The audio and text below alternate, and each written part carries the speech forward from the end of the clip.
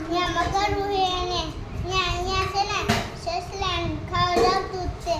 નહીં જઈ શકતું હોય તે છે ને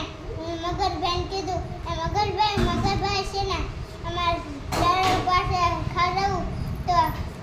અને સેના પછી કીધું મારે જમણવાર છે તો ખાવા આવજો અને બધા લાઈનમાં ગોઠવાઈ જાવ પછી છે ને તમે ઓલા કિનારે મૂકી જાવ પછી હું તમને કહું પછી મૂકી ગયા પછી ખાવા માંડ્યા પછી ઊંઘ આવી અને પછી છે ને પછી ઊંઘ આવી ત્યારે છે ને સૂઈ ગયા અને પછી છે ને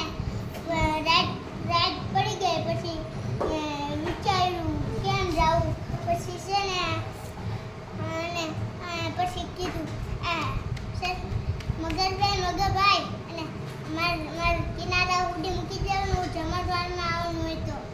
અને પછી કીધું મગરભાઈ મૂકી ગયા અને પાસે લાઈનમાં ગોઠવાઈ જવાનું કીધું પછી ગોઠવાઈ ગયા પછી છે ને અને પછી છે ને સાંજ પડી ગઈ પછી સૂઈ ગયા પછી મગરભાઈને કીધું મગરભાઈ